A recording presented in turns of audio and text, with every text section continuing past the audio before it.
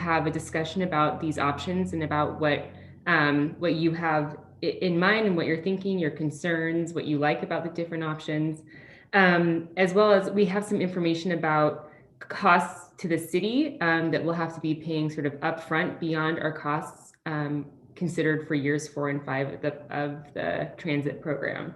Additionally, what we're looking for as staff is just sort of some discussion about a timeline for approval, as well as a better understanding of how the county will be brought into this whole project as they are a partner in funding in the future. So with that, I'm going to turn it over to Jason Miller with Fair and Peers. All right, great. Thanks, Carly. Thanks, everybody, for taking the time tonight. So let me share my screen here and walk through the presentation that Carly mentioned. This is a more targeted version of our presentation from last week.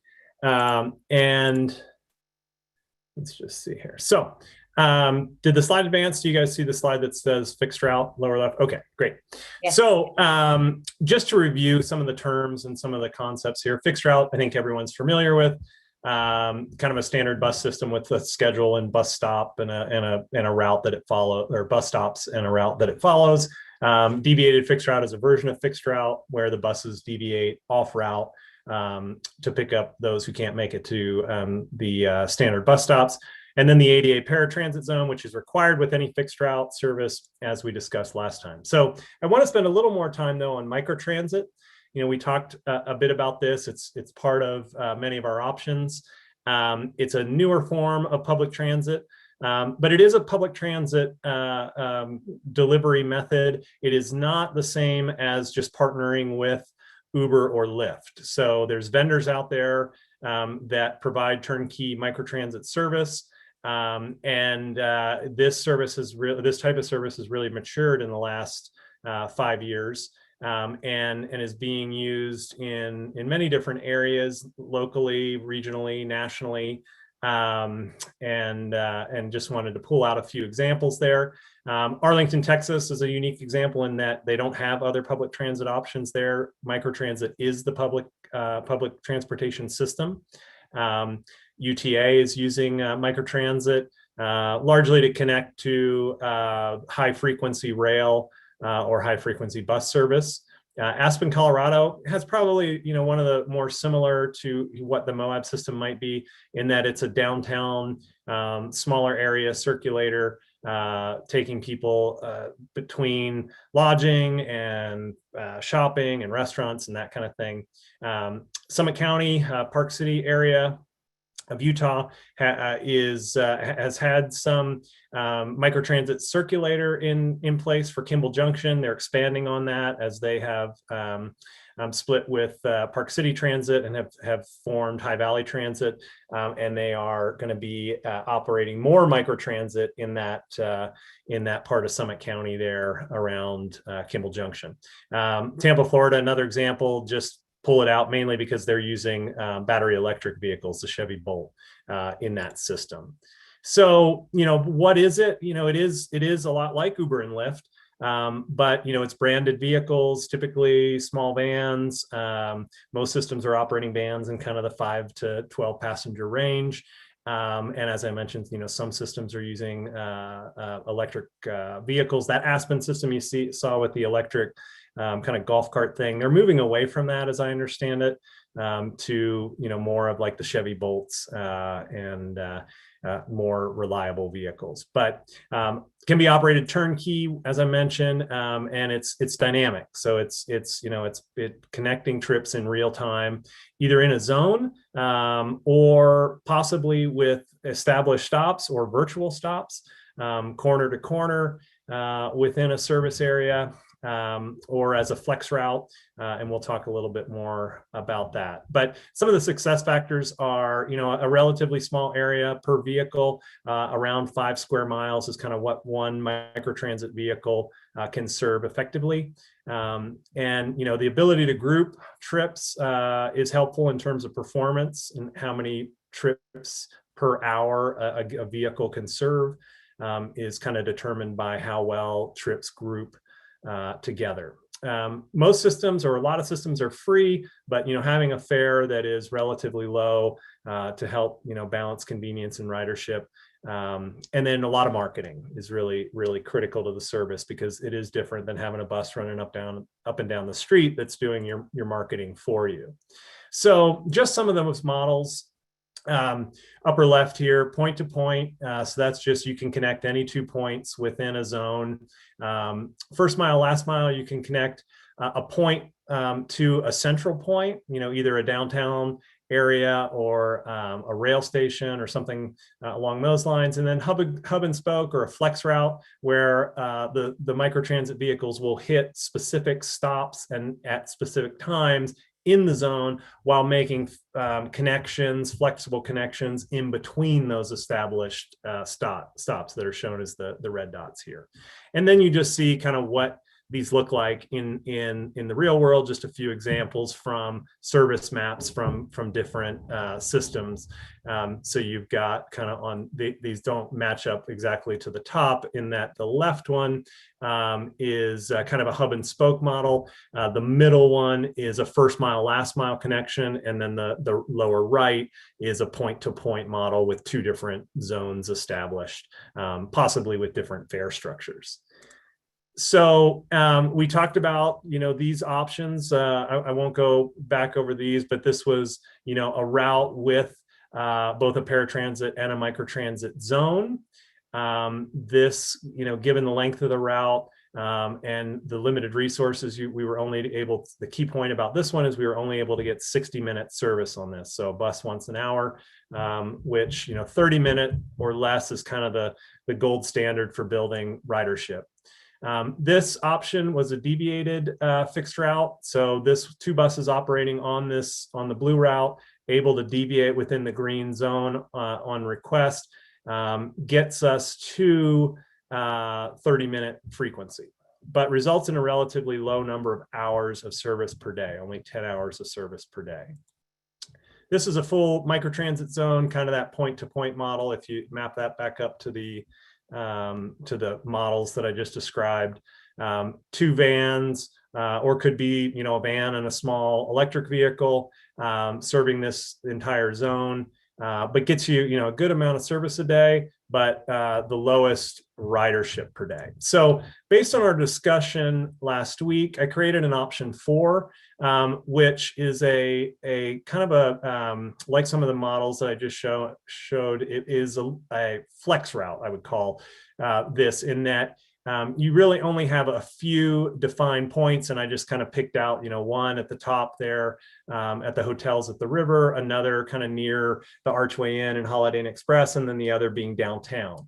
And then within that red zone, passengers could request in real time according to certain time parameters, because this would operate kind of, at 0, it would be at point A. At C, it would be kind of 15 after, back up to point A, at 30 after, back down to C, at 45 after, and back to A at top of the hour. So with one bus, you're able to get 30-minute frequency by operating this smaller route. And also, gives you the ability to have that bus make flexible pickups within this zone. And as we discussed before, I think that's an important point, because last week, we talked about how hard it is to serve that north corridor, given that there aren't pedestrian crossings. So using a fixed route model is pretty difficult for that. And then the green zone is just a true, microtransit zone where you could make any 2 point connections within that green zone. So it allows, again, kind of knowing that there's a lot of distributed origin and destination points along the south end of town and into Upper Spanish Valley that are really hard to serve with fixed route. This allows all that area to be served with, maybe a smaller vehicle. Maybe that could be the electric vehicle serving that green zone, and maybe in the red zone you would have, on the flex route / red zone, a van. The nice thing about this is it gets you into more hours of service per day. You're going to be using smaller vehicles, and kind of blends options, essentially options 2 and 3. and get you close to kind of the highest ridership model in that you have that high frequency route that it can deviate, and then you've got the microtransit zone that will perform a little lower but provides nice coverage to the community. So we talked about this budget constraint. You just see that option 4, it comes in at basically the same as option 3. This was in the presentation from last week. But one question that came out last week were roles and responsibilities. So on the UDOT side, I'll mention that Jeff and Monty and I haven't had a chance to review the bullets that I put in here for UDOT. So there might be others here that I missed. But UDOT essentially administers the funding and ensures compliance. The city would have to deliver on compliance, provide any local matching funds. That kind of comes into play in the later years of the service. Oversight of the operations, assuming it was assuming that it was a turnkey contractor, development of bus stops, resolving any kind of more serious customer complaints, and then some of the other possibilities that we touched on last time with facilities, perhaps vehicles, and perhaps operation of service, maybe operating a portion of the service or eventually all of the service as capacity maybe and interest would build at the city for actually delivering transit service. And then I listed some of the partner organization roles, a lot of support functions, helping to develop funding, helping to market, advocate, and engage the community. And then the contract operator, would deliver the service on a daily basis and be responsible for delivering, service per a contract according to performance metrics. They would deal with small customer complaints and suggestions on. They would help make suggestions on service improvements as well, given daily operations. So then, just kind of putting this all into kind of a high, medium, and low evaluation based on some of the criteria we discussed. You see where kind of a lot of these fall out. And kind of that option 4 was developed kind of under the thinking of how do we get to some of the goals that you all mentioned last time, and meets the evaluation criteria to a higher degree. So some of the newer ones you see here is the vehicle electrification, and then the service hours provided per day, and then how much of an asset is it for locals versus visitors, or locals / the general community, and some of these other ones we already had in there in the evaluation of the options from last time. So I ripped through that, but want to make sure we've got plenty of time for dialogue. Thank you. Let's go ahead and unshare your screen, although that is a beautiful view from, I think, Arch's Yep. that first viewpoint on the right when you get to the top of the hill. Carly, did you want to share a few things? No, I think this is dive into questions. Yeah, just dive into questions. Oh, that's right. Chuck, do you have your a spreadsheet where we have just some of the costs contemplated kind of up front? Jason sort of touched on some of them. So, things like marketing, branding of the system would be up to the local community to do. Of course, like full-time, maybe a half of an FTE or a 1 FTE is sort of contemplated as part of this. We talked about storage for the vehicles, whatever they are. We'd have to find a place to put them, perhaps house them even. And some of this, just as a consideration, there might be some loss of parking on Main Street because we would have a place for places to pull over easily, perhaps, depending on the option. But I think Chuck had some sort of rough estimates about what that would cost. It looks like he's looking at his computer. Chuck, you're muted. Yeah, I can quickly go through those. Okay. Can you see my screen now, the Excel spreadsheet? No, not yet. Not shared yet. Here you now go. It's sharing. Thank you. So these are estimates, and I haven't seen the whole system, the option 4 before today either. So But with a manager, someone 20 hours per week, because it's built in there to manage the contractor and interface with the public. The $32 per hour was the loaded rate. I took an estimate of what you would pay somebody plus benefits. Comes out to be about $33,000 per year. Branding and education, that seemed like that was one of the criteria that was high, and most of those options range of $10,000 to $20,000 per year. We're not sure what that is, but it's either staff time or materials. It's, a bus barn, I went to from 0 to 200,000. It sounds like we don't need a bus barn under some of those options. So, but if we went to the classic 2 large fixed route system, it could be as much as $200,000 per year for a full bus barn. But if we stayed with the smaller vehicles, it might be 0. Bus stop infrastructure, signage and shade shelter, that's a council decision. If we got people standing in the sun or standing in the rain or standing in the snow, you want them. Glenwood Springs has shade shelters for the snow. Places like Tucson have shade shelters for the sun. Not knowing how many stops there'd be, I said that a simple shelter is about $2,500. So a range of 5 to 20,000. Parking spaces that would be lost for the fixed route bus stop, because you have to dedicate those spaces. You can't pull up and stop in the travel lane. You've got to pull over, so you don't want anybody parking their car. Could be as many as 16, and that's based on we did a route analysis several years ago when there was a discussion of a bus operator. So potentially the range of costs, again, not specific to any one of these options, but just to give council an idea that there's some local costs involved. Low end could be about 48,000, and the high end could be up to 250,000, depending upon the system. I went through those quickly in the interest of time, but I'd be happy to answer any questions or stop my screen share too. Let's stop the screen share, and then I think with that information, that can be part of the discussion and the question and answer part. So Mayor, I'll turn it back over to you. Yeah, I want to kick us off with a question, because since our last meeting, I've been asking questions and thinking a lot about fixed route versus microtransit.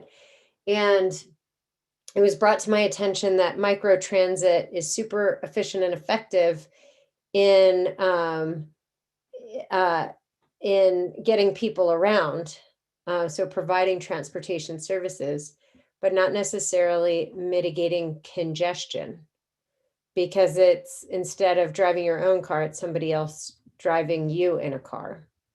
It's still you traveling in a vehicle, without a lot of critical mass, like a bunch of you in a bus, for example.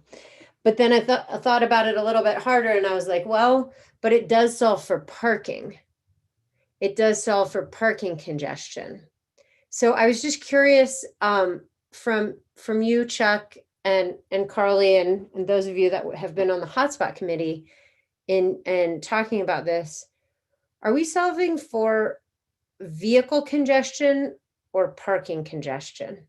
Because I feel like that would help me better formulate my opinion around which transit system would best serve our community.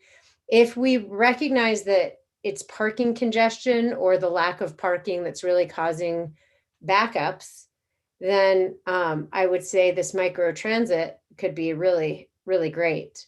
But if we just feel like there's just too much vehicle on the road, then the way to reduce vehicle is by one larger vehicle instead of several smaller.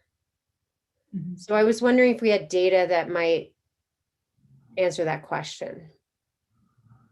Well, Mayor, let me offer this. If the circulator vehicles, whatever, are well occupied, I mean, if your typical family car has 2 or 3 people in there, but the vehicles that they're moving to typically are shared with other visitors, for example.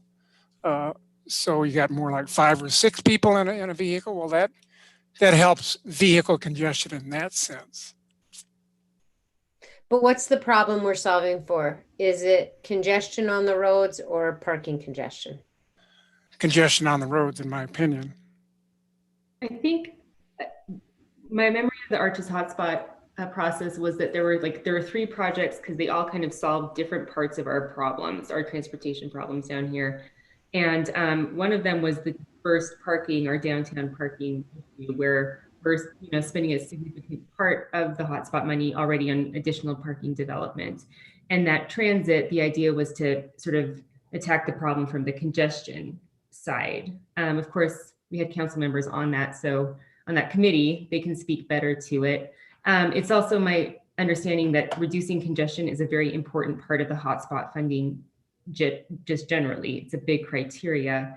So I don't want to speak for UDOT as it is what they're valuing too, but it's my understanding that's a big consideration for them. Does anyone else want to share? Chuck, do you want to or Karen, do you want to share? I mean, I just through the meetings that we've had with the hotspot committee, I believe congestion is the highest priority, and I do not want to speak for UDOT, but I believe that's one of the main concerns. And yet, the idea with transit was to be able to keep people at their hotels so we aren't adding more cars to our main street. So, Monty, what's your answer to that?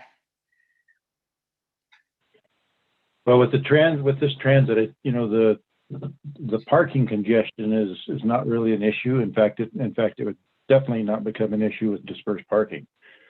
And so I believe that the issue that we're talking about is vehicle congestion, to answer the question. Then it seems like, well, Jason, I appreciate your hybrid, your option 4, because that outlines it kind of gives us both worlds to investigate. I wondered if there was a fixed north and south route with a little bit of scoot around the core via like the Aspen Grasshopper or whatever it's called. What's it called? And yeah, Jason, Downtowner. Downtowner. Do you know why Aspen has, or they're moving away from that? Because shoot, that seems pretty ideal for Moab. Just with our climate and the vehicle type. Yeah. Yeah. It's durability and reliability from what I understand. So council, they're like, sorry. Yeah, they're just like little golf carts, and they have not held up well. I don't know if they've got kind of a 2.0 plan for that kind of vehicle, perhaps, and I could investigate that. Council, do you remember 3 years ago now, the Salt Lake City guy that came down with his red hopper bus? The hop on, hop off guy? And he had was it a double decker? Yeah. Mm-hmm. And like he might be somebody, if we decide to go with a fixed route, he might be somebody that we could reach out to. Carly, do you know if he's still operating in Salt Lake? I feel like I saw him around town, but yeah. In Salt Lake or in Moab? Oh, up in Salt Lake, definitely. I saw him before I was leaving, so. He was definitely set to he was hoping, he's like, who could pay me to do this? And so he is definitely a vendor we might reach out to. And so I was just thinking about typology and fixed route because I really wasn't feeling it. And then I remembered him and I thought, oh, an open air red bus, hop on, hop off, actually wouldn't be awful. I also am really curious if we go to our 3 main blocks of downtown and we say to the businesses, all right, all you businesses on this block, you get to decide where the stop goes. Knowing that parking would be removed, I'm really curious which businesses would opt to have their parking removed in favor of a shuttle stop in front of them. I mean, aren't you curious? I mean, I would want to be a fly on the wall in that discussion, in that room. So one thing that I've wondered about in regards to this is if during additional design, if it'd be worth considering a loop around downtown where northbound is on 100 west and southbound is on 100 east to avoid that issue, as well as to reduce the number of transits stopping and starting on that. That would help with progression right in the core. I realize it wouldn't be as visible, so it wouldn't necessarily help our marketing, and it would be harder to communicate to passengers where the stops are, but just wonder if that's worth considering. Okay, let me just take a shot at that real quick. Caitlin, we did, those are good thoughts. We did look at that.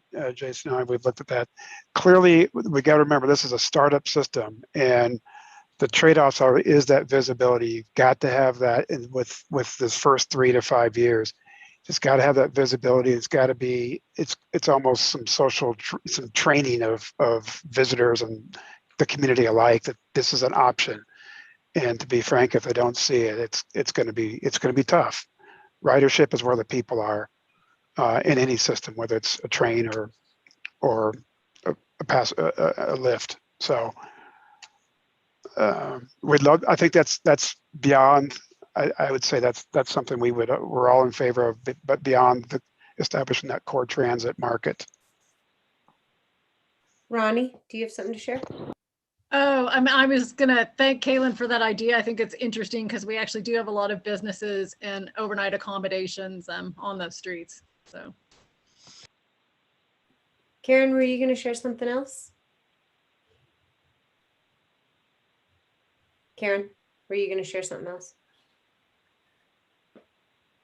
No. Okay.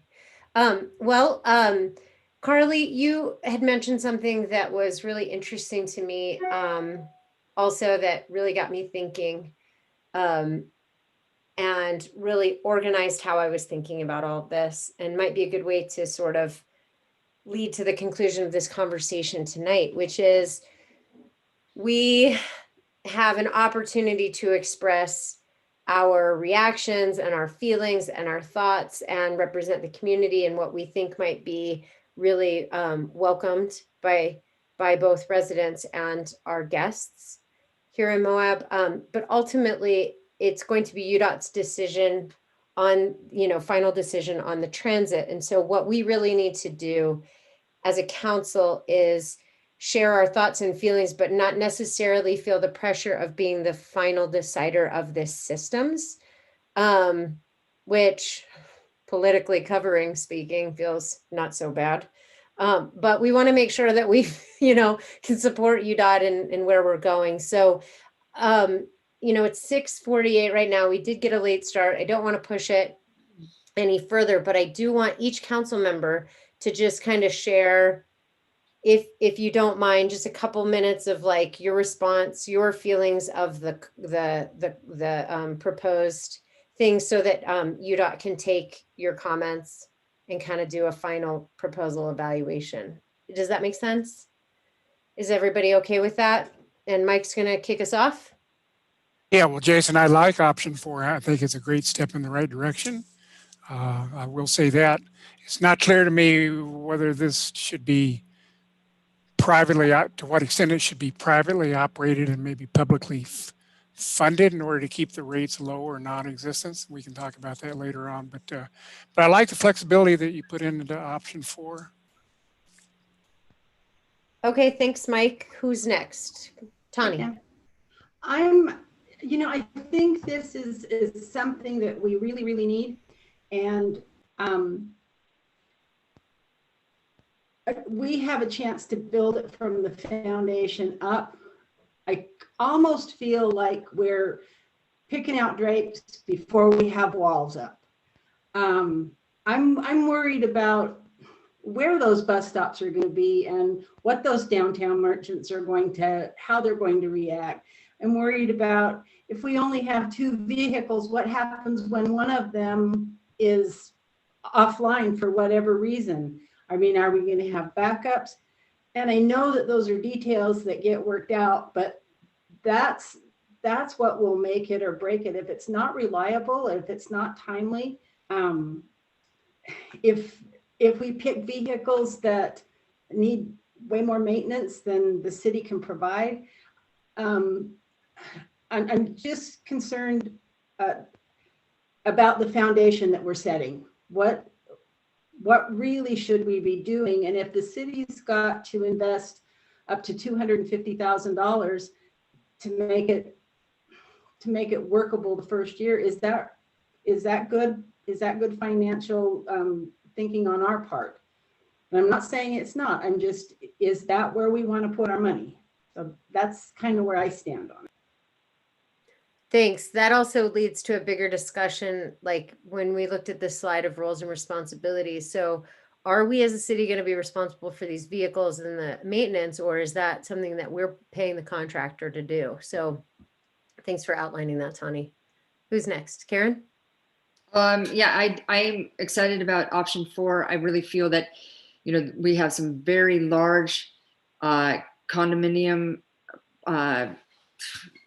buildings and areas in the south of Moab, and they have the larger vehicles. I mean, I've said that before, that, the idea is to keep them at their place and then to come down on transit. So if option 4 would allow that option, I think that's great. And maybe it doesn't happen the first year, but there is sort of that dead zone from Wingate to shoot the KOA, and which is maybe 2.5-3 miles. So I know it seems long, but it actually, it really is only like a 10-mile stretch from the Colorado River Bridge up to the housing complexes and the condos up there. So if somehow we are still keeping that in mind, and we're still needing to have a discussion about trailer parking, and so again, if we are having those folks leave their trailers and their big trucks, I think that's super important. I really want to get the county on board. They were on board during the hotspot discussions. I think the travel council, I know Elaine is really excited about transit. I know they can probably take on the marketing and of, our responsibilities, but I don't want to speak for that department, but I would really like to get the county back in discussions again. So, and I'd hope that the RFP would sort of set out those stipulations with, vehicle maintenance and what would need to happen, because I know as a city, we're not prepared for that right now. So. Hey, that was actually really interesting what you said, because if we are estimating a cost to the city of a 20-hour-a-week person to manage all those things, perhaps that's something, because the county, has marketing, with Elaine, and has, vehicle, like the public works. Tani, help me out. Roadshed? Yeah. It really might be, that's where we get the buy-in from them. And that could definitely affect the actual cost. If we can get that solidified through an interlocal agreement with the county of the cost share, that's a stellar idea. Okay, who's next? Ronnie? Kaylin? I can go. So not having been in on all the transit meetings, I'm taking a lot from those of you who participated more. So like Tani, I'd like some more information on cost, because I think it is a big difference for us to think, okay, we were going to maybe put $1 million in on years 4 and 5, versus if we're looking at a lot every year, that kind of changes. I think we need some planning discussions then. And some of the questions you've asked, Mayor, I think like answers to. In general, I favor moving as many people as possible, but I also prefer the bus concept, because I feel like, especially if they can be electrified or more friendly. I know I went to a university, probably a lot of you did, and that one, they happened to convert British double-decker buses, and those were eventually made to be quite efficient. And so there are lots of options out there, and Mayor, your idea of the red bus, I mean, that's probably an element of funkiness that might be good for Moab. But larger vehicles that aren't contributing to more, I'm very hesitant in the sense that it would be nice if we had time for a larger planning, visioning that envisioned how we could actually get more of a traffic lane for transit, maybe combined with bikes. And it just seems like that's a longer term thing, but it's very hard to conceptualize how you gain much by not having a dedicated lane. So that's why I wonder maybe if there is some more thinking that should go into Kaylin's idea. But it would be nice if we had more time to think about that, because I think ultimately that's kind of what we need or where we'd like to go. But anyway, that's it. Thanks, Ronnie. And I think you're right. Like even after operating a bus for a couple of years, we might see a real shift in attitudes and behaviors around transit and around parking in front of businesses on Main Street, where then it might come from the business community to have more multimodal dedication. Kaylin? To echo what's been said by a couple, I favor solving for congestion. I think that's the leaning. We're hopefully adding a lot of parking by other means. And initially I favored 2, but it seems like based on the red, yellow, green scoring, it seems like option 4 offers an even better mix. I'm glad this is a turnkey contractor run thing and we're not making a lot of investment ourselves from the sounds of it, so that we have the flexibility to respond to how this information we gain during the pilot project. That's part of the point of a pilot, is to get more information so that as you build it out and get more committed, you're not guessing, committing from the outset. So yeah, that's all. So then the commitment really is still years 4 and 5, or is it 3, 4, and 5? No, it's 4 and 5, correct? 4 and 5.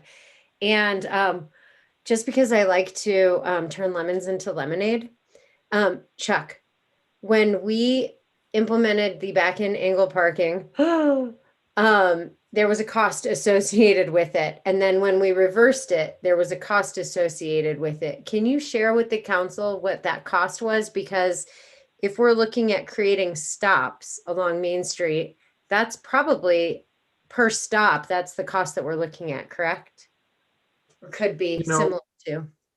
Yeah, so that was basically paint, marking out paint. And that when we did that, it was like on the order of $6,000. But I was going to say that anecdotally, back when, and his name is Jerry, the double-decker driver, when he was trying to make that go, a previous public works director and I spent 2 different days going from the river to south of town where Karen's talking about, trying to identify stops. And to be perfectly honest, right there between Center and 100 South and Center and 100 North, that's not a good place to be trying to do it. We found like in the next block over. So I think that you'd want to be we have to be strategic because we have to think about the safety of these bus stops too, where they're located. So I don't know what the cost per bus stop would be, but I think that painting is minor. If we'd be painting red curbs, we'd be putting up signs, probably in the order of $2,000 per stop. Based on putting up a sign is about $400. Levi's given me the numbers recently for total turnkey package, cost of signs, cost of labor, all that. So $1,500 to $2,000 per stop is what my estimate is. Well, and I know you said shade, but we do have trees where if we were strategic about where we put our stops around trees, there's some shade there, some natural shade.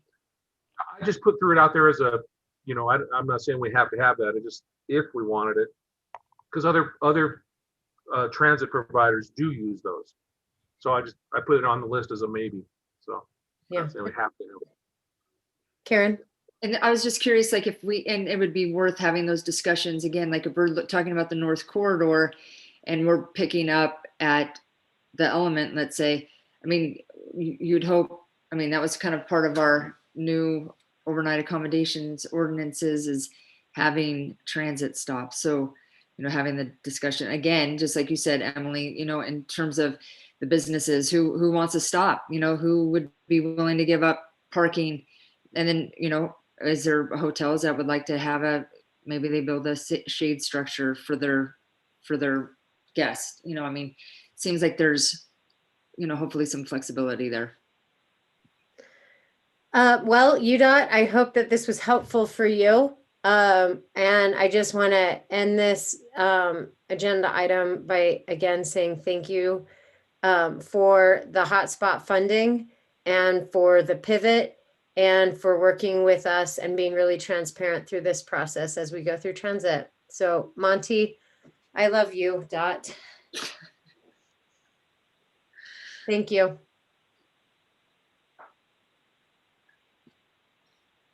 I'm muted on my phone. Sorry about that. Was muted on my phone. Appreciate the conversation. I just want to reiterate, I know the discussion of time has been an issue, and we talked about that in our meeting last week. And so, and I know you said that it would be a UDOT decision. However, we're not going to make a decision that's contrary to what the council and the city is supportive of. And so I think, you know, it appears that we probably need a little more discussion and how to facilitate that. We can coordinate with Carly. As you, like we said, in our meeting last week, we decided we don't want to rush this and wanted to take a little more time if it's necessary to do so. And does that seem to be the consensus from the group, from what I'm gathering? Well, I think consensus is to massage and work up option 4 and just be real vague about where the stops would be through our downtown core, because that's going to be the part where we're going to need more negotiation. But as long as the numbers are fitting, and I think that it sounds like option 4 is something that we're all in favor of moving forward with. Yeah, Mayor, and Okay. I want to, and Monty, I'd like to emphasize Karen's idea about re-roping the county back in. They're a big player in all this, and they haven't participated in this discussion at all, and I'm looking forward to that.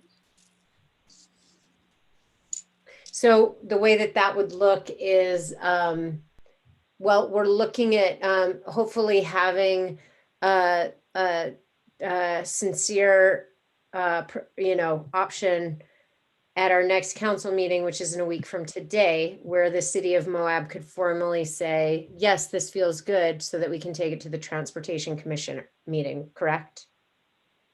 Yeah, and if you needed to bring the county back into that before you had, if that was a substantive issue, then I would say we need to get the county understanding where we are with them. And then as much as as I mentioned in our meeting last week, as much as I'd like to move this forward, I don't want to do so at the cost of making sure we have a good approach for the cost of 1 month. Whether we hit the May commission meeting or the June commission meeting isn't going to make a huge difference in this project, 3 years from now, but it could make a big difference in the level of confidence and how your partnerships are aligned to get there. Well, it seems like we need to have a final huddle of the hotspot committee and then present it to the county.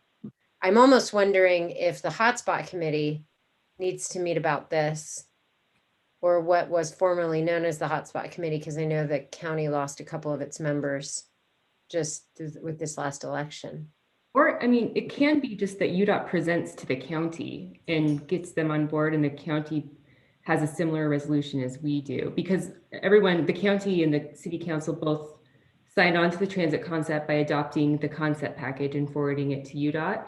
So it may just be simpler just to have it as part of a commission meeting and get, pitch the idea of option 4, whatever it looks like, and get their commitment to partnering in funding years 4 and 5 as well. Yeah. Well, and if that's the case, they're meeting tonight, so they're not meeting again for another 2 weeks, which means we would present to the commission in June. The Transportation Commission in June. And Monty, Right. by what you're saying, it sounds like that should be fine. We just don't want to jeopardize our dispersed parking plan and funding as well. So I think that's more of the urgency than the transit, correct? Yes, and that month isn't going to make a difference in that funding of the dispersed parking and the multi-use path. Because it's not going away, right? Correct. All right, well, unless anyone has, okay, 2 burning questions, Karen and then Kaylin. Okay, I'm sorry, Monty, is option 4, is that adequate? Do you feel for UDOT? I mean, is it moving 350 to 400? Is that enough? Yeah, I like option 4, and as Jason indicated, you know, this is a rapid adjustment to the meeting last week, and honestly, I haven't seen it thoroughly, and so I will be reviewing that with Jason and Jeff tomorrow, I imagine, and then further. But from what I've seen, yes, I think you know, the numbers. What I mentioned before is it's really challenging to try to define success by the number of passengers and say in year 1 or year 2. What we're trying to do is establish a pilot that can grow into a permanent system. I think that's what we all want. And there's going to be adjustments. There's going to be lessons learned in the first year. There's going to be lessons learned in the second year and third year. And hopefully by the time we get through with this pilot, we'll have a great system. So I don't, sure, great. Yeah, if we got 350 passengers a day, that'd be awesome. I don't want to pin it down by that's a metric by which success or failure is measured. Sure. Specifically, I'm sorry that's kind of a weasel answer, but I don't want that single metric to define success. Kaylin? I was just thinking that it might be worth having a staff discussion with the county, just about their ideas about cost, financial contribution, rather than just UDOT presenting and seeing what happens. Just if there is some potential for TRT funding of certain aspects, if that could be maybe fleshed out a little bit beforehand, just because so far most of the route is concentrated in the city, and they may not be that eager to provide substantive support unless it's a proposal is more fleshed out from the get-go. Right. All right, anything else? Then UDOT, thank you, and we will sign off, or you will bid you adieu, and we'll move on to our item number 2. Thank you, guys. Thank you. Thank you. Take care. Thanks. Bye. And gotta pull up my agenda here. We're on to item number 2, the joint letter to the National Park Service to implement a pilot timed entry system, briefing and possible action. So Ronnie, can I just give you the floor to speak to this? Would that be okay? Sure, I'm gonna try. It's in the packet for people who have the 70-page packet on pages. Oh, thought I just looked. 43 and 44. Anyway, draft letter, and as it references, the city, the county, and Castle Valley wrote to the Park Service about this time last year, May of 2020, asking for a timed entry system at Arches, and it's been a year. And this letter is effectively asking for the same thing yet again, and it does seem as pressing, if not more so, to be asking for that, both for multiple reasons, but to improve the visitor experience. I mean, there's nothing like showing up, getting in line, not knowing if you're going to get in or not, and when you could be out doing other things versus having a time slot when you know you could get in. And it's a known system. It's been used elsewhere. It's been used at Yosemite. It's been used on a popular place like the Sun Road in Glacier and also Rocky Mountain. It's been so popular at Rocky Mountain that they're expanding it. They had concerns at Rocky Mountain among businesses about potential impacts, but they've actually seen more sales tax generated in the Estes Park area as a result of people not having to sit around in line. They can use that time when they aren't in line, going out and visiting businesses. And so there's a lot of potential to improve the visitor experience, but also to protect the resource, because we know when you get larger numbers of people, it's harder for staff to be there as a resource for people, but also to respond if they're needed, because there simply aren't enough staff.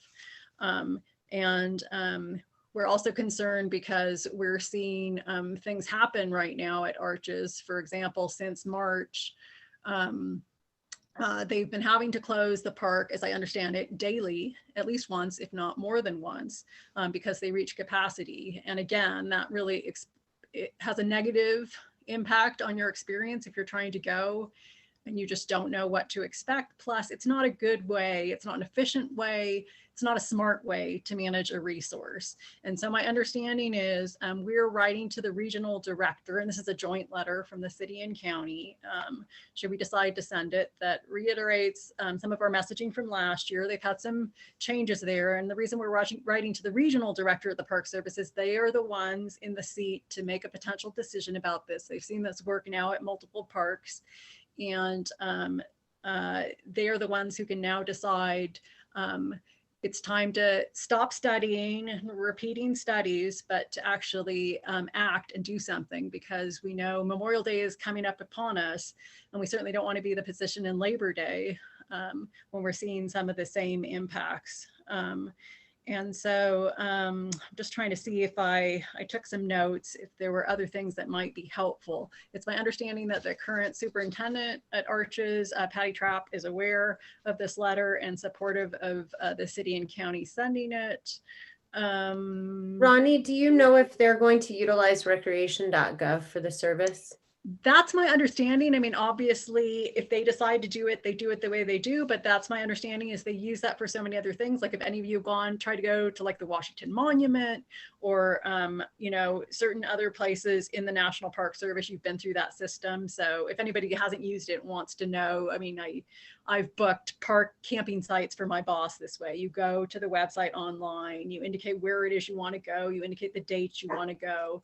And then you can book based on that. So my understanding is the way a system like this would work is you'd be like, oh, I want to go to Arches on May 17th, and it would come up and it would show you timed entry isn't necessarily a 24-hour-a-day thing, but they look at the hours when visitation is the heaviest and they try and use it for that. So I think, you know, this was contemplated.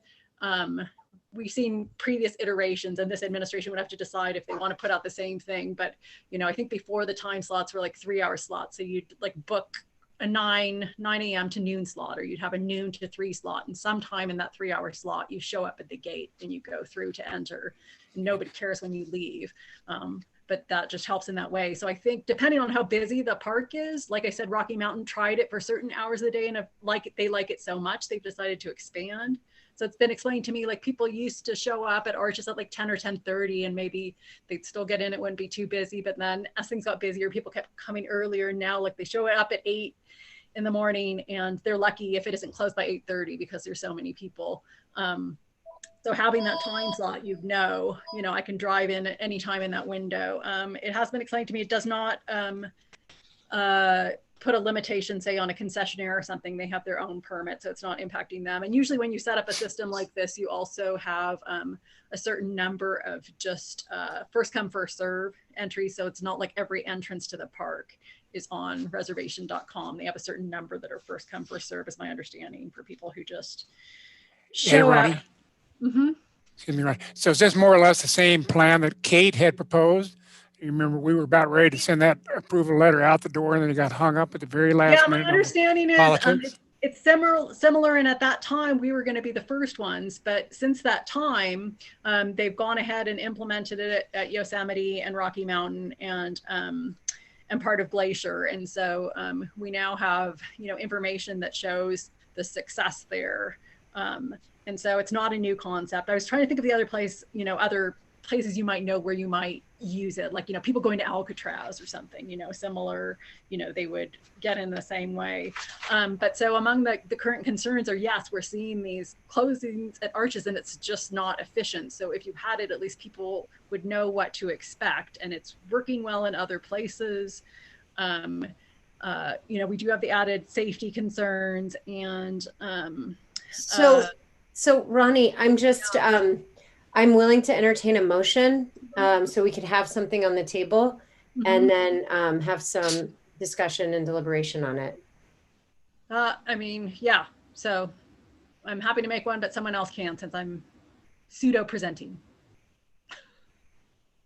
Mayor, Yes. I move to approve the joint letter to the National Park Service to implement a pilot timed entry system. Thank you for that motion. Is there a second? I will happily second it. I will take that happily from you, Mike. Discussion. I would just add that out of curiosity, I just hopped on the Rocky Mountain system, and one of the pieces of information that it does give you is after you click on the date, it tells you the time slots that are available and how many are available. So if you don't like crowds, you can pick a time which has hundreds available instead of just a few. Not that it'll stay that way, but it also basically provides information to help people spread out their visits in addition to encouraging them to, it gives them information to make their decisions based on. And I just add that I wasn't aware of how bad it had gotten until like a month ago. I was talking to a Park Service employee who works in Arches, and they were just relaying how demoralized the staff already were and overwhelmed they were feeling, which was really unfortunate given that it was just the beginning of spring. We weren't even through. We've got a long year to go if that's what they have to, if they're just doing triage in the parking areas. Any other comments, Karen? I'm just curious if you guys know what the capacity is. I mean, like, does Arches have a capacity limit? Because when the park has been closed, fortunately, bikes can still go in. And I've gone in, and Delicate Arch parking lot has been packed, but the other parking lots haven't. And I'm just curious if there is do they have a number that they try to reach? And are we in this system? I mean, I'm very supportive of a reservation system if there's, like all the other details are fleshed out. Like, as a local, do we also have to make a reservation? Are we paying to, extra outside of our annual pass to get in? And also, like, are we going to accept when we are able to do tours again? Can the businesses who have buses, do they still have time slots? And how much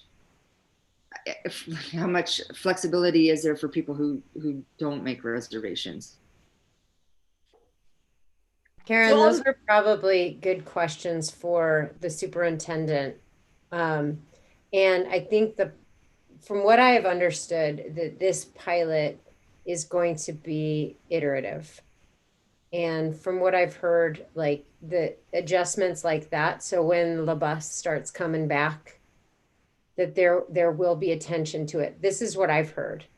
I don't know, have any other council members heard about CUAs or waving buses through? Would buses be required to sign up for that time to entry? Possibly, but then they would have they'd be ready to go. I don't know. Has anyone heard it? Emily, I'm anticipating this ought to go pretty smoothly because Kate had beat her brains out trying to kind of work through as many of these issues as he could at the time we were ready to send this out the door. And now that we've got 2 or 3 parks, as Ronnie says, already doing this, it will be iterative. They will make mistakes. They will make adjustments and blah, blah, blah. But I'm looking forward to it. And I guess I'll just add, go ahead, Karen. No, go ahead, Ronnie. You first, and then maybe Caitlin. I mean, I'll just add that I think there are a lot of levels on which we've all been wanting to hit the congestion challenge. And I do feel like this is an important tool that we can be using towards that definitely could potentially help. I mean, it's not, a silver bullet for all of our problems, but it's probably one of 60 tools we should be using.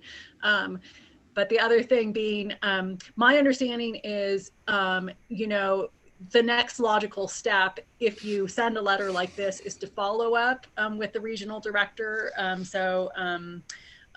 it's my understanding that Mary McGann's plan would be to follow up with the director and then ask for a phone or Zoom meeting. So I would think that council and commission members could send concerns like that to whoever partakes on the city and the county side, and that those are good things to bring, and that there would be time, because I think they definitely want to wiggle out the details in a way that is going to be most effective and successful for the area. So that was it.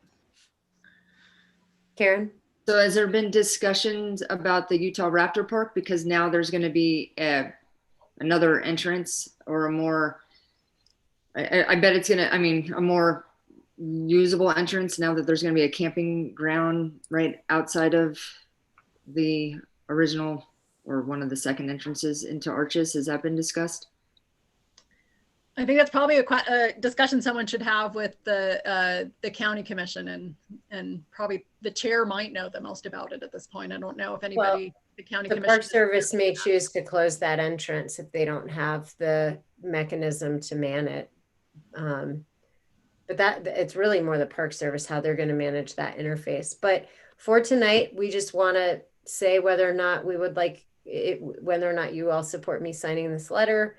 And I've been thinking about a metaphor with the whole silver bullet. We always say, like, well, this isn't the silver bullet, but like in the spirit of the old Westerns, the spaghetti Westerns, like a 6-shooter has 6 silver bullets. So if the transit is a silver bullet and this timed entry is a silver bullet, and we can, identify our 4 other, we might actually be in a really good place in dealing with congestion. So I think we could start saying it's 1 of 6 silver bullets. And I feel good about that. So if anyone's ready to shoot out any final comments, and otherwise I will call for the vote. Okay. Sorry, just a moment. Tawny. Aye. Ronnie. Aye. Mike. Aye. Karen. I'd love to, but until those questions are fleshed out, nay. Kaylin. Aye. So the motion passes 4-1, and I will go ahead and sign that letter on behalf of the City Council. And we are on agenda item number 3, the fiscal year end 2022 budget workshop. And let's see, Joel, Ben, I'll pass it over to you. Is Nora going to join? No, Nora's not going to join. We're going to start with Ben. Got it. Ben, hey, you're doing such an amazing job. Really, I just want to say in front of council and our people, our 2 or 3 people on the YouTube, I don't know how many are watching. I really have appreciated your work product as you've been kind of taken on. So I just want to share the love and gratitude publicly. Thank you for all your hard work. Let's see if you have the same feelings in about 15 minutes. Okay. So we've kind of gone through a lot of the budget details in past workshop meetings. The city is in an interesting place right now where our revenue streams are covering our operating expenses, but they're not necessarily covering the long-term liabilities created by infrastructure. So at this point, in discussing what the next step is in a budget workshop, it's really about discussing our revenue streams and how to move forward with that and what it looks like in the future. You guys know that with COVID-19 and the reduction in some of those revenue streams, there was our general fund balance really took a hit. Without the CARES Funding Act and the pending American Recovery money coming in, we would be in a really tight spot where really if there were any infrastructure emergencies, we wouldn't have a mechanism to pay for those. Not only the no fund balance, but even no revenue to use as leverage for debt service. So the next logical equation is the property tax, and that's something that we've since I've been here has been mentioned briefly here and there, and I think tonight it makes sense to kind of take the next step in that conversation. So I prepared a brief presentation here. If at any point somebody would like to converse about the topic that's being presented, just interrupt and we'll go back to the Brady Bunch. Just know this is very uncomfortable, so it's nice that we're going to a shared screen. Thanks, Ben. Yeah. So it's going to be, we're going to have a few different points that I'm going to cover. First is a brief history and some background on property tax, establishing a need if the council chooses to move forward with that, what we would do for public outreach if the council chooses to move forward with a property tax. I also have a couple slides on property tax beyond this budget year alone, and then the formality, kind of the procedural component for what would be next in a property tax.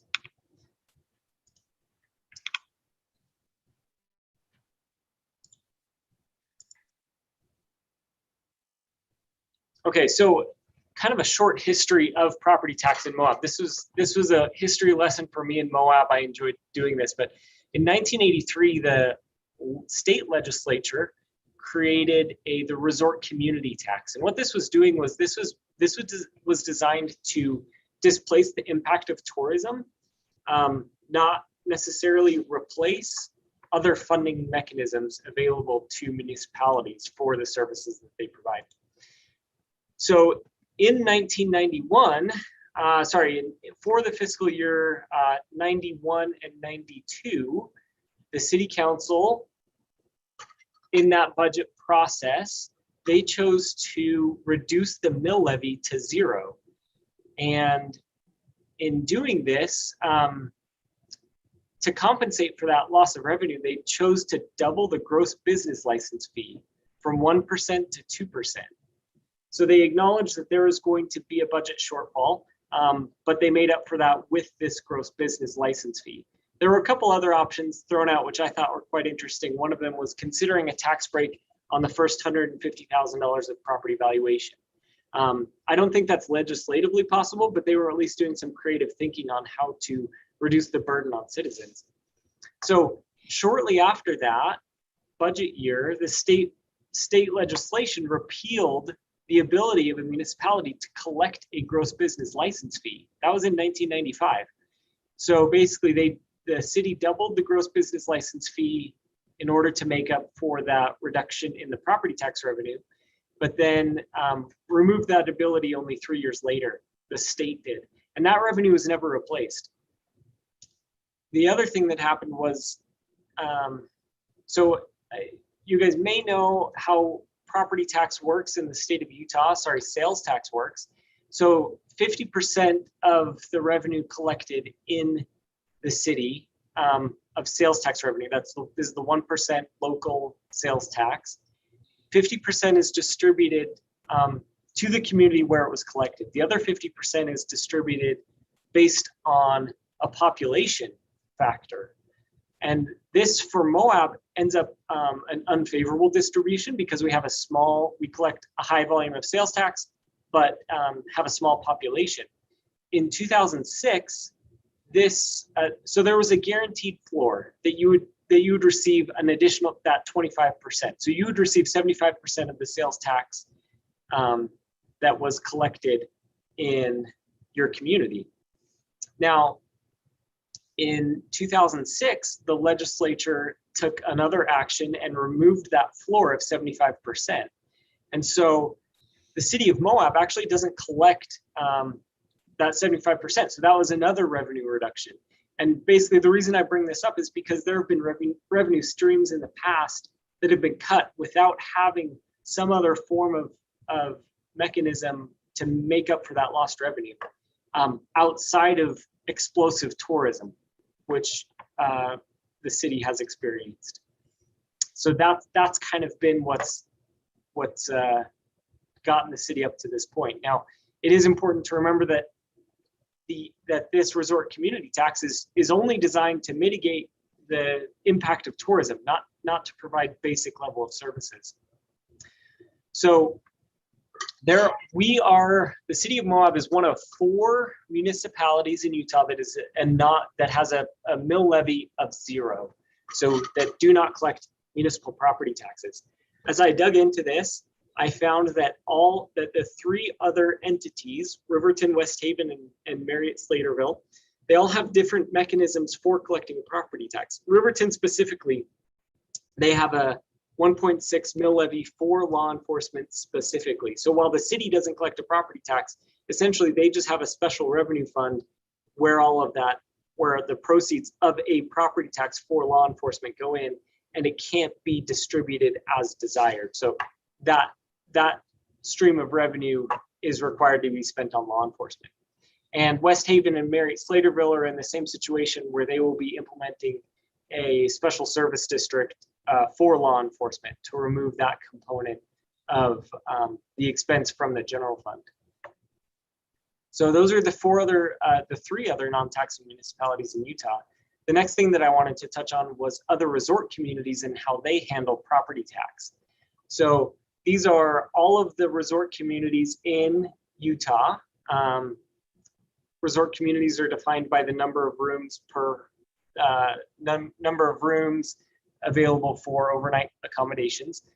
And here you can see the list of them there, the weighted average. And this chart represents property tax as a percentage of that entity's total general fund revenue. 24% is the weighted average for the group.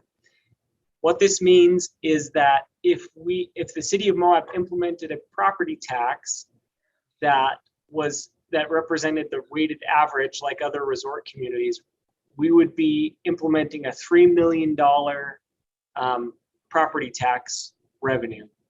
At a $2 million property tax revenue, it would put the city over in this range, right between Panguitch and Bluff. It would be 13.6% if we collected a $2 million per year property tax. One municipality that we're familiar with is Springdale here at 2%, and they're a bit of an anomaly in that the ratio of businesses, the ratio of commercial entities to residents is it's very large. So there's very few residents relative to the number of businesses in that area. But they still do collect that property tax. It's just a smaller portion of their total general fund revenue. They're also a population of like 350, right? Yeah, extremely small population, exactly. So the next slide here is why increase property tax? And I say increase because Moab City is a property taxing entity. Our mill levy is just 0. So the state of Utah has this revenue system designed for municipalities.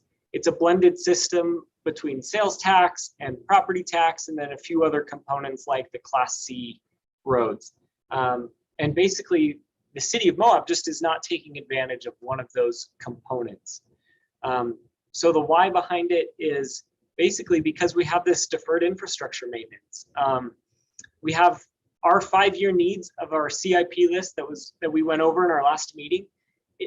If we were to do all of those projects, that exceeds our legal bond capacity by $10 million. And that's our legal bond capacity. That's not our ability to bond. So essentially, at this point, we don't have any revenue to leverage to bond for these long-term projects. But if we did have the revenue, we still could not bond for them because these needs are so great. So revenue diversification. This is something that you often see in private sector business. You don't want a single revenue stream, but it also is important for governments. And we saw that in the last 18 months, that it's important to have multiple sources of revenue. Fund balance. This is something I've said a couple times. The pandemic has really eaten away at the general fund balance. I would highly recommend a target of 20 to 25%, 25% being the state cap, and most cities try to float between 23 and 25%. Another component of why increasing property tax would be to reduce dependency on the expansion of the tourism industry.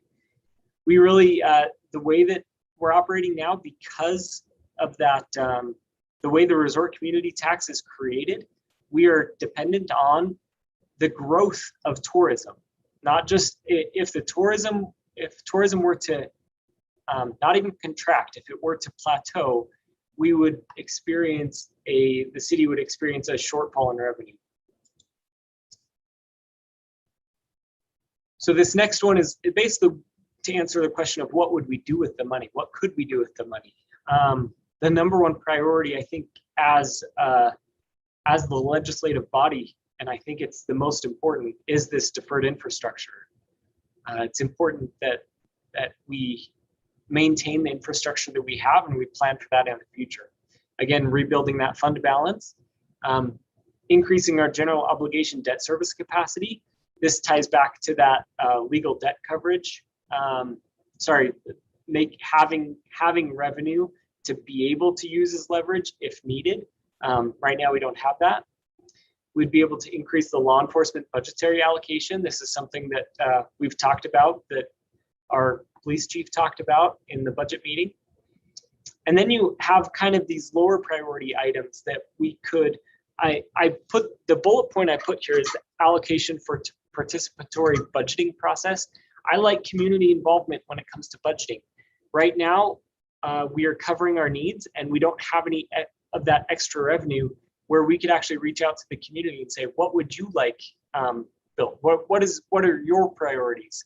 If we implemented a property tax, then this is something that we could do. Some of these essentially extra credit projects like sustainability, sound barriers throughout the community, park renovations and expansions, and active transportation plans, and public transit in general. As we talked, as we talked about earlier this evening, transportation is extremely important, and that could be some of those priorities that we could make if we had some more flexibility in our revenue streams.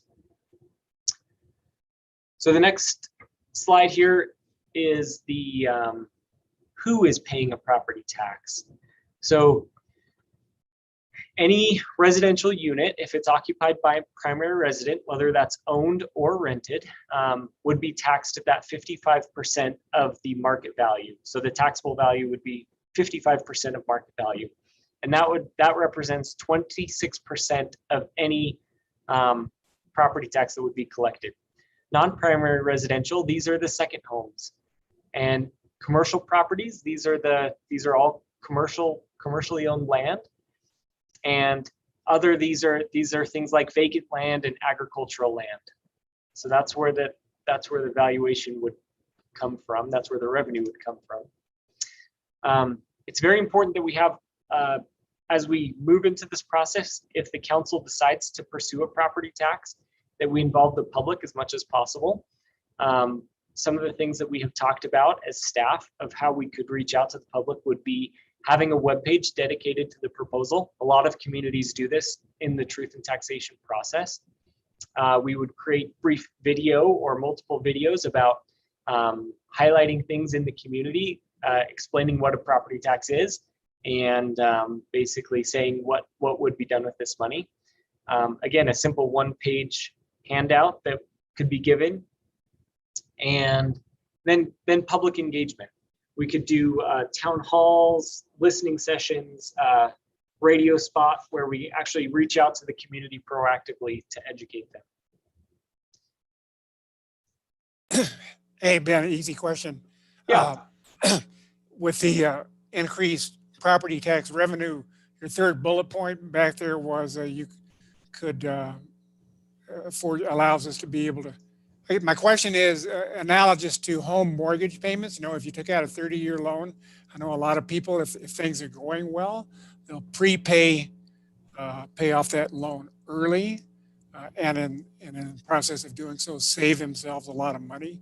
Would the city consider doing anything like that if they had the revenue? Yeah, prepaying outstanding debt obligations.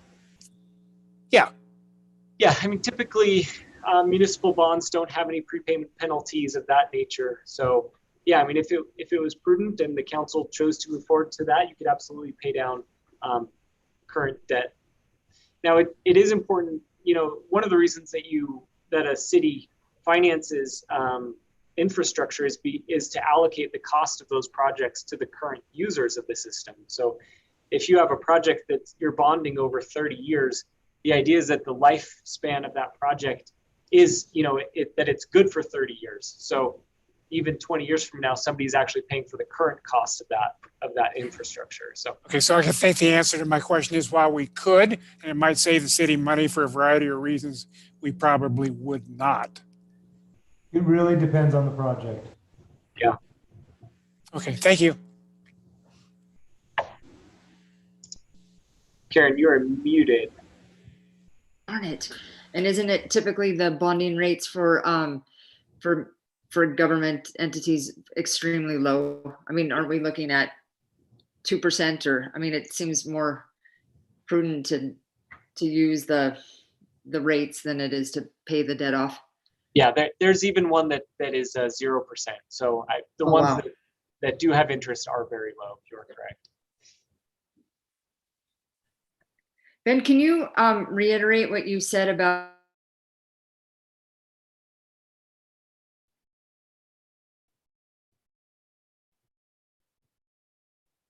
I'd be happy to reiterate it, but it looks just like even plateau in our growth with tourism? Yeah. So what happened? Sorry, you froze, but it sounds like you were asking about the plateau of revenue. Yes. Based on, like, basically that we need a expanding tourism base. Is that what the question was?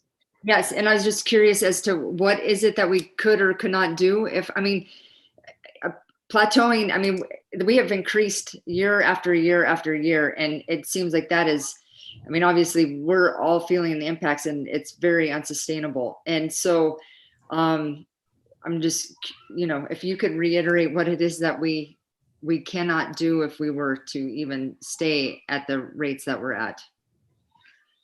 Right. So, I mean, with costs expanding relative to the size of tourism, again, it kind of ties back to the reason that we have a resort community tax, because that tourism creates an impact on the community. So there are costs associated with that tourism.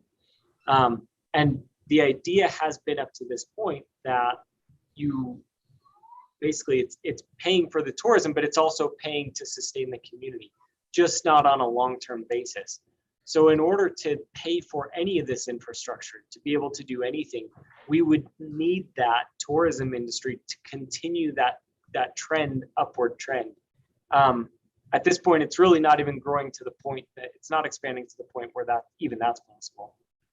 Well, and you can look at our history, that upward trend has been consistent, but so is our build out to be consistent with that upward trend. There's been new hotels, expansion of services, the plant, sewer collection. So as that trend has continued to grow, so is our spending in services to keep up with that growth. So if we're no longer going to expand overnight accommodations, we're not building hotels, that at some point is going to plateau out because we're not allowing new growth in that industry. It's not, maybe it will continue to grow, but it's not going to continue to grow at the same rates historically we've seen if we're not allowing new hotels to come in and expand that room capacity and expand visitor interaction. So if we're cutting off our revenue source here and capping it, even if it continues to grow out a little bit, the revenue source is no longer going to keep up. It's just keeping up now to cover our cost to keep up with that tourist industry. It's not covering our need for infrastructure in the core of the city that the residents are using that's 60, 70 years old.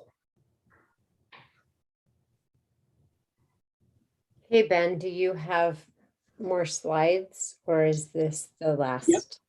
Just a couple more really quick, and we will have that wrapped up. So basically, one thing that I wanted to touch on was truth in taxation. That's the law that basically had the procedure of how to increase property taxes. So every year in the news, we hear about taxing entities, municipalities that have to double their tax rate, increasing them by 100%. So that's what these next few slides are about. 2018, Tooele approved a 114% increase. Utah County, this was 2019, increased by 67%. So my recommendation is we consider a property tax. If the council chooses to adopt a property tax, that we simultaneously adopt an ordinance that mandates predetermined intervals for addressing truth in taxation.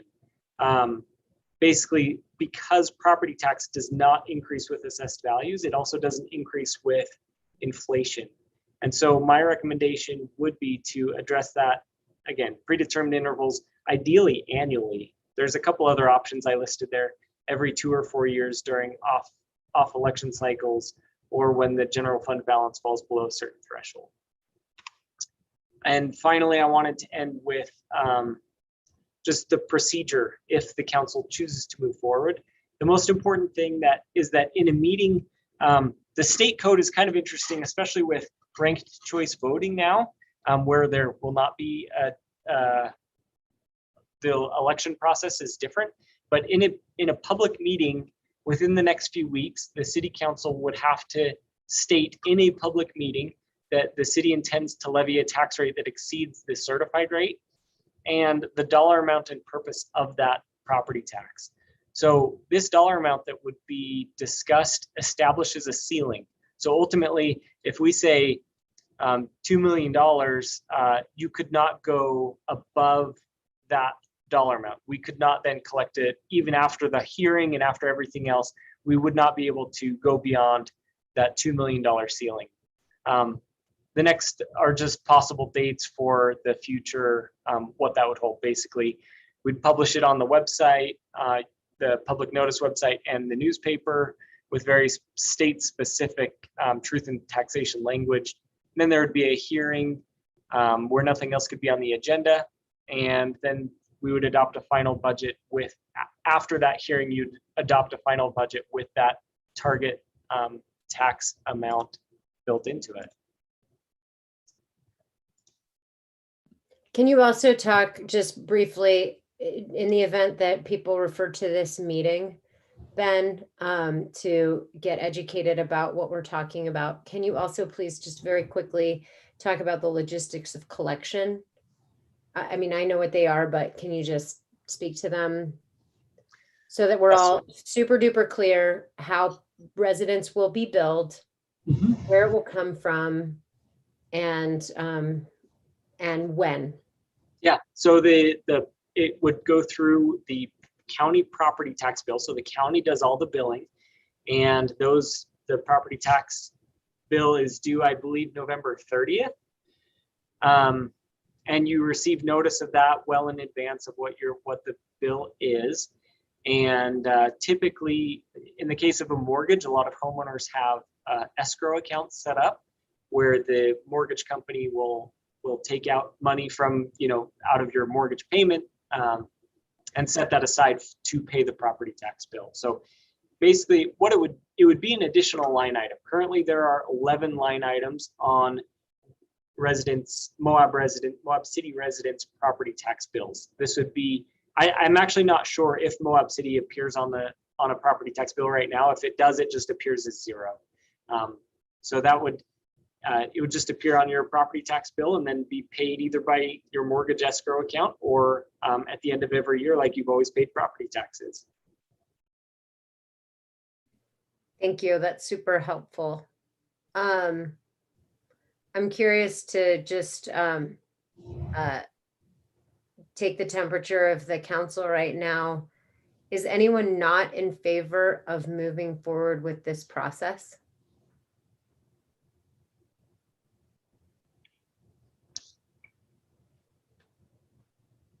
Ronnie, you're not in favor?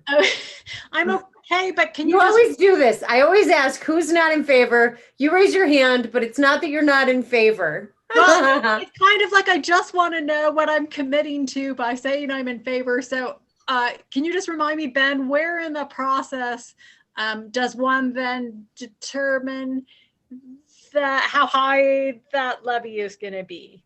Right. So basically, in a meeting tonight, you could just state that we will be pursuing a property tax revenue of no more than $2 million.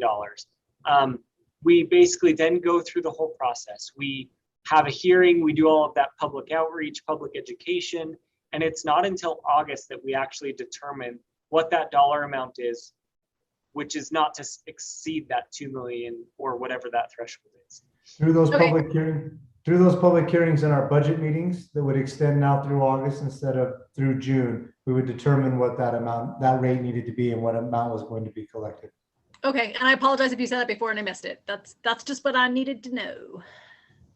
And for what it's worth, it is an election year, and that August determination would coincide with people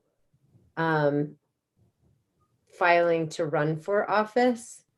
And so it's something that, you know, is just yet another way that we'll hear from people how they feel about property tax. And I think it's important to, Ben, so you've been using certain language that I've been picking up on, mill tax. I mean, that's, you know, that's the more accurate name, although we'll call it property tax. Also, in our last meeting, as we were talking about this, we talked about the step. So I'm really grateful that you presented that. The step approach. We did talk about a lower threshold to start off with. But if you feel like we should kind of be in this, if we want to start with the weighted average, you know, it's like a dartboard. You kind of throw darts at a target to determine where you start. But I wonder if the weighted average is a good starting point for this conversation. Mayor, yes. I want to be clear, the 2 million is not the weighted average. The weighted average would be 3.3 million. I know. But if we started with the weighted average and then we, you know, responded from there, that might be just a target to start. I don't know how other council members, how you council members feel about that. Yes. Excuse me, Mayor. Let me offer this strategy proposition is if like Ben's idea of because I've heard this from other people as well, this business about having to have a truth and taxation hearing frequently. If we implement Ben's plan of scheduling it basically whenever we need it or at regular intervals, then the electorate is going to say, oh man, this isn't the first hit. It's going to keep coming at us. And as a strategy for the very first one that we throw out there, make it a more modest tax rate, knowing that it could be bumped up in years to come. So to have that adopted schedule does not mean you're going to raise it. It means that you're going to hold the truth and taxation hearings annually or biannually or however you choose to do it. And you will consider it every year. So I want to be clear that just because you adopt that schedule doesn't mean we're going to go through, we'll go through the process, but it doesn't mean you would raise it every time. Oh yeah, I'm afraid the residents will think that that's exactly what it means. I mean, despite what you just said. Well, see what I'm saying? I understand that when they adopt the truth in taxation like Ben presented, it doesn't adjust for inflation. And that's why you see these huge outrageous increases every 20 years because people, the cities and the entities are getting the same number for 20 years. And if they got $1 million 20 years ago, that doesn't go as far as it did 20 years ago. So, yeah. Okay, well, I just thought I'd throw it out. We can talk about it. Well, Ben, would you like for the council to come up with a target number tonight? We're at 754 right now.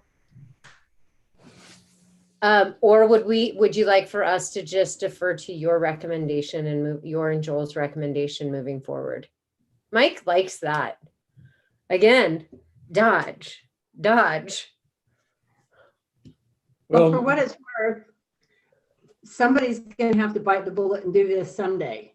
I don't know that this is something that the city can put off for many more years and be viable.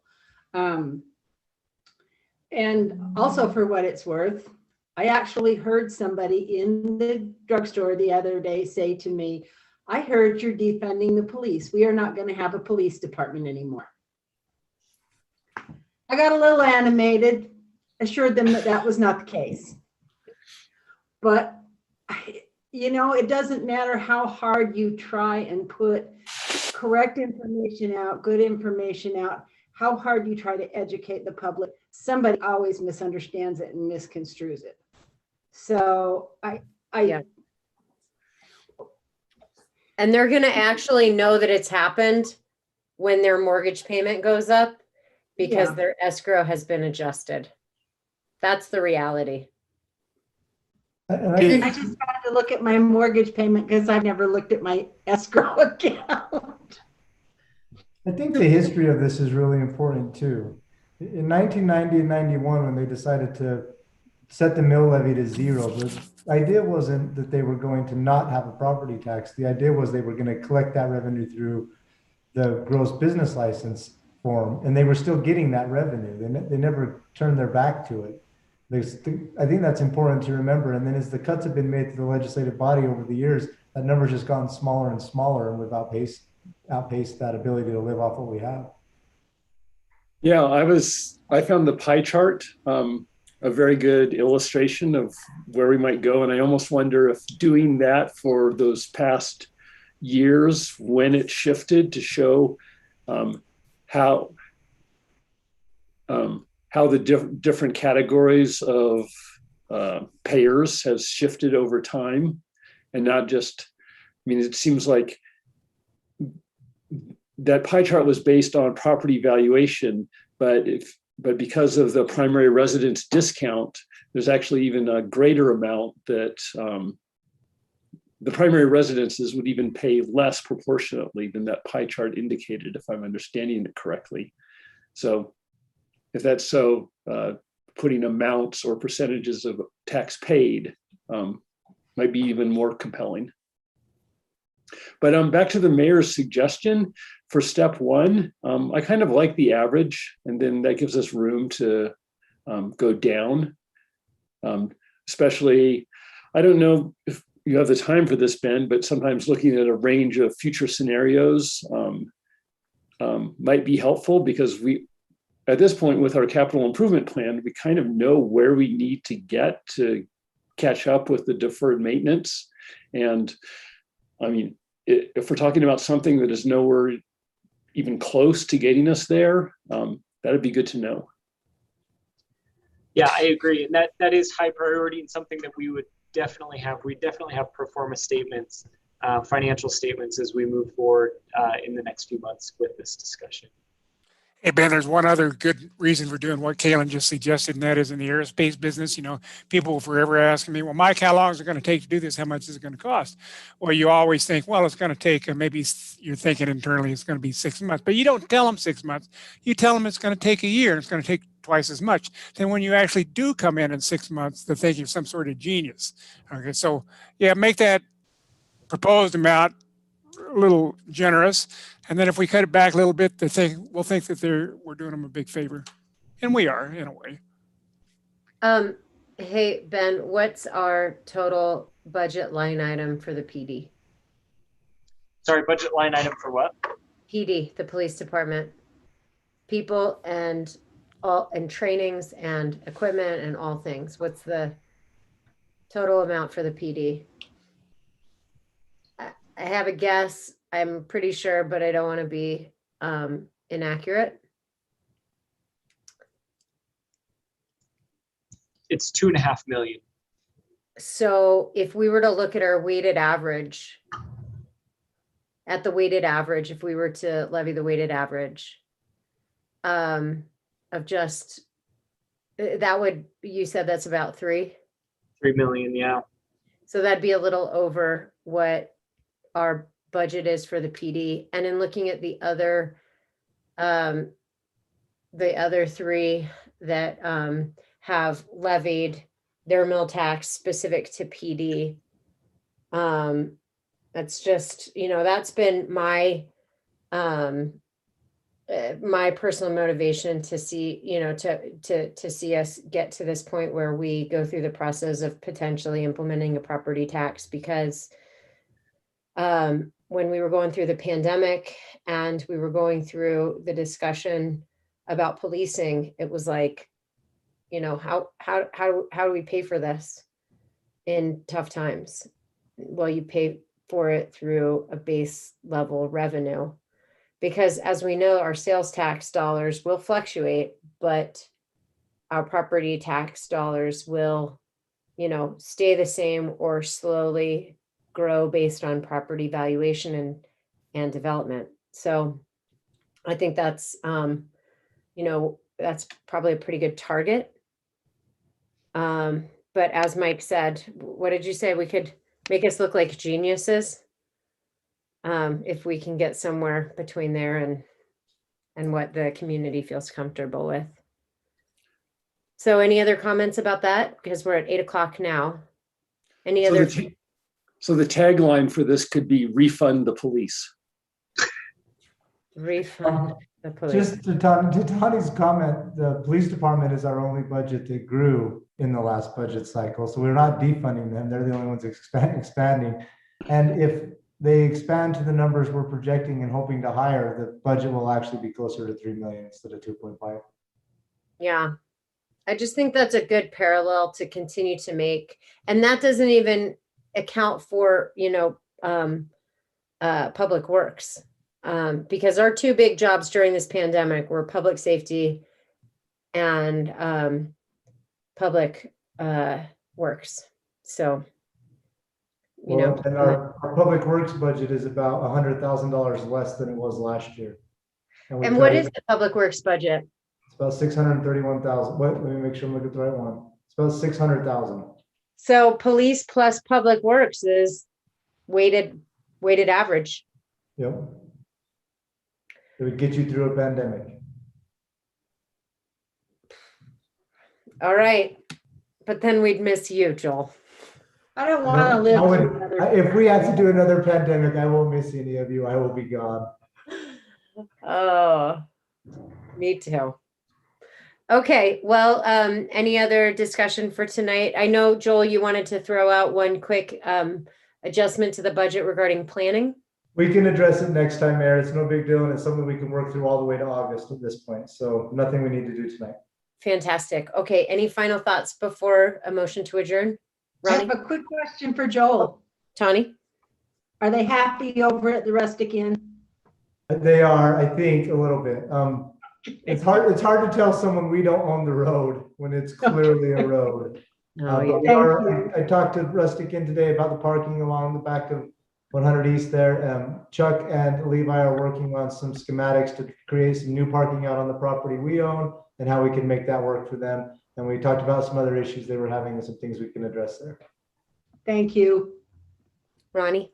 I just noticed, and I didn't know, not that people are probably watching this live, but maybe they'll watch later. So can we do a little plug? I noticed that Market on Center is coming back, and I didn't remember that. I might have missed it being mentioned in one of our previous meetings. So I don't know if anyone wanted to do a plug. Plug it, Joel. Market on Center Thursday. Local vendors should be great. 5 to 8. I'm not sure on the time. Positive starts at 5. I'm not quite sure what time it gets over. So, but yeah, Market on Center, first one of the year this year. Really excited.